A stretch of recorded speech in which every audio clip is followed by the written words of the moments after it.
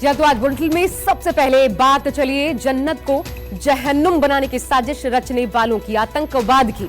बदलाव की हवा में खुलकर सांस लेने वाले युवा, उनके परवान चढ़ते सपने भी अब आतंकियों और इनके आकाओं को शूल की तरह चुभ रहे हैं। कश्मीर में एक युवा एक्ट्रेस की हत्या ने इस बात को साबित किया है कि आतंकी बौखलाए हुए हैं और इसी बौखलाहट में बेगुनाह और मासूम नागरिकों को भी निशाना बनाकर दहशत फैलाने का मंसूबा पूरा करना चाहते हैं।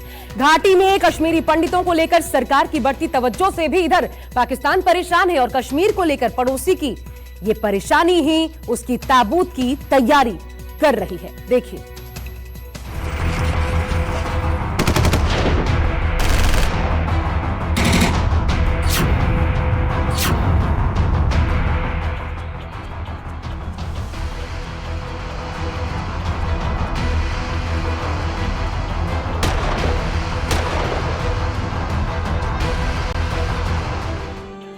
एक खूबसूरत कलाकार और दिलकश आवाज की मलिका अमरीन भट्ट की आवाज अब हमेशा हमेशा के लिए शांत हो गई। टीवी सीरियल और सोशल मीडिया के जरिए अपनी मखमली आवाज के जरिए अमरीन भट्ट ने अपनी एक अलग पहचान बना ली थी, लेकिन यह आवाज कायर आतंकियों को बर्दाश्त नहीं हुई। आतंकियों ने घाटी का अमन चैन छीनने के लिए टीवी एक्ट्रेस अमरीन भट्ट को गोलियों से छलनी कर दिया। अमरीन पर आतंकियों ने कायराना हमला उस वक्त किया जब अमरीन अपने घर पर थी। तभी घर में घुसकर आतंकियों ने अमरीन को गोली मार दी। कायर आतंकियों ने घर के अंदर इस कदर गोलियां बरसाई कि अमरीन का 10 साल का भतीजा भी लहूलुहान हो गया। इस समय मैं चाडोरा बडगाम इलाके में मौजूद हूँ, ठीक उसी घर में जहाँ पर कल एक टीवी आर्टिस्ट और social media sensation Amreen Bhatt को मिलिटेंटों द्वारा निशाना बनाया गया। ये वो घर है जहाँ अमरीन भट्ट की कल निर्मम हत्या की गई और इसी दरवाजे पर दो लोग पहुँचे थे, दो हथियारबंद पहुँचे थे, जिन्होंने अमरीन के बारे में पहले पूछा और जैसे ही अमरीन और उसका छोटा भतीजा बाहर दरवाजे के पास आए तो कुछ मिनट बात करने के बाद ही मिलिटेंटों ने अंधाधुंध उन दोनों पर गोलियां चलाई, जिसके चलते अमरीन भट्ट जो है वो गंभीर रूप से घायल हो गई थी, उसका भतीजा घायल हो गया था। हालांकि दोनों को हॉस्पिटल ले जाया गया, लेकिन अमरीन भट्ट की ज़िंदगी नहीं बचाई जा सकी। जो हमें दूसरा यहाँ पर अमरीन भट्ट के परिजनों, उनके पिता से बात करने में पता चला कि बताया जा रहा है कि 3 लोग ये टोटल थे। यहाँ अगर आप देखें पीछे की तरफ जो ऊपरी इलाके से एक सड़क आती है, वहां पर एक व्यक्ति बाइक पर सवार जो है इन 2 लोगों का वेट कर रहा था और जैसे ही फायरिंग करने के बाद ये दोनों यहां से निकले भागते हुए, उसके बाद बाइक पर बैठ के तीनों जो है फरार हो गए। अब आप देख सकते हैं जो अमरीन भट्ट के घर में यहां पर लगातार लोग पहुंच रहे हैं, इनके परिवार के साथ संवेदना जाहिर करने, इनके दुख में, यहाँ पे दर्द में शामिल होने के लिए, और लोगों का तांता लगा हुआ है। आतंकियों ने इस हमले को बडगाम जिले के चदूरा के हिशरो इलाके में अंजाम दिया था। आतंकियों की संख्या 3 थी और तीनों लश्कर से जुड़े हुए थे। हमले को अंजाम देकर तीनों आतंकी फरार हो गए, लेकिन जब तक टीवी एक्ट्रेस को अस्पताल पहुंचाया जाता तब तक अमरीन भट्ट के सांसों की डोर टूट चुकी थी। अमरीन की हत्या के बाद उनका पूरा परिवार टूट गया है। मैं तो एक्चुअली यहाँ पर नमाज़ पढ़ने गया था, तो नमाज़ पढ़ी मैंने, तो नमाज़ अदा की मैंने, तो फायर हो गया।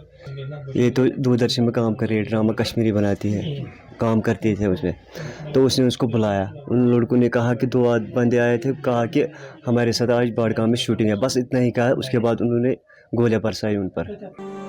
टीवी एक्ट्रेस के घर में मातम पसरा हुआ है। किसी को समझ नहीं आ रहा कि आतंकियों ने क्यों अमरीन को गोलियों से भून दिया। उस मासूम का कसूर क्या था जिसे आतंकियों ने गोली मार दी। टीवी एक्ट्रेस अमरीन की कमाई से ही घर चलता था, लेकिन आतंकियों ने अमरीन को मौत के घाट उतारकर इस घर का चैन छीन लिया।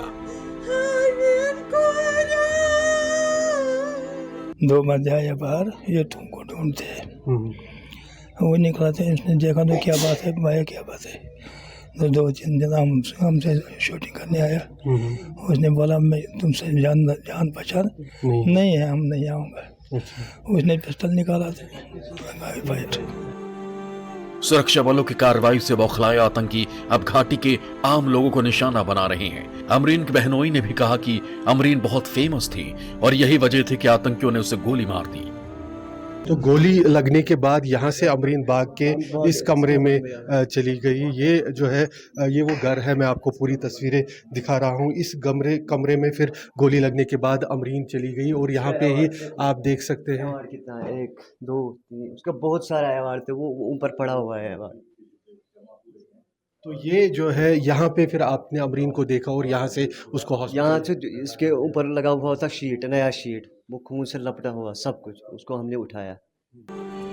अपनी अदाकारी से सबका दिल जीतने वाली और टीवी सीरियल्स में अपना लोहा मनवाने वाली अमरीन अब इस दुनिया में नहीं है। अमरीन भट्ट पर उसी दिन आतंकियों ने हमला बोला जिस दिन एनआईए कोर्ट ने यासीन मलिक को उम्र कैद की सजा सुनाई। सजा के बाद पूरी घाटी में अलर्ट था, लेकिन इसके बावजूद आतंकी इस वारदात को अंजाम देने में सफल हो गए। फिलहाल सुरक्षा बलों ने बडगाम को घेर कर आतंकियों की उल्टी गिनती शुरू कर दी है। जम्मू कश्मीर के उपराज्यपाल मनोज सिन्हा ने भी टीवी एक्ट्रेस पर हुए हमले की कड़े शब्दों में निंदा की है। मनोज सिन्हा ने ट्वीट करते हुए लिखा, बडगाम में हुए इस आतंकी हमले की निंदा करने के लिए मेरे पास शब्द नहीं है। अमरीन भट्ट के परिवार के प्रति मेरी संवेदना है और प्रार्थना करता हूं कि उनका भतीजा जल्द ही स्वस्थ हो जाए। मैं एक बार फिर आश्वस्त करना चाहता हूं कि सीमा पार से हो रही इन आतंकी गतिविधियों पर पूरी तरह से लगाम लगाने की मुहिम में हम जरूर कामयाब होंगे। अमरीन अपने पीछे ये आवाज छोड़ गई है, वही मखमली आवाज जो हमेशा घाटी में गूंजती रहेगी।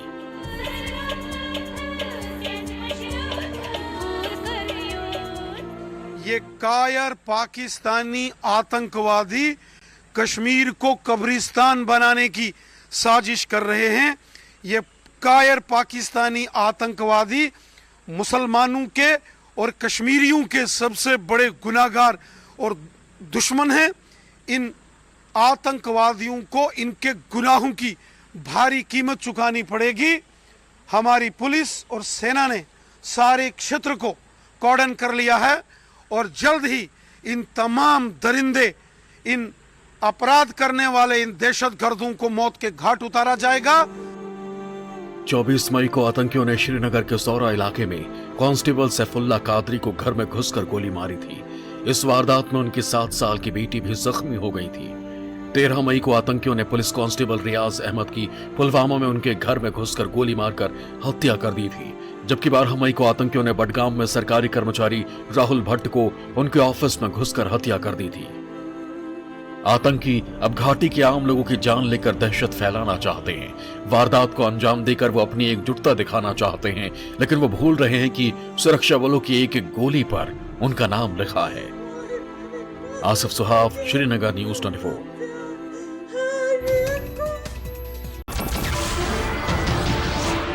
नमस्कार, मैं हूं मानक गुप्ता। अगर आपको हमारा ये वीडियो पसंद आया हो तो इसे लाइक और शेयर जरूर करें, और हाँ, हमें सब्सक्राइब और फॉलो करना ना भूलें ताकि आप देश और दुनिया की कोई खबर मिस ना करें। तो जुड़े रहिए हमारे साथ और देखते रहिए न्यूज़ 24।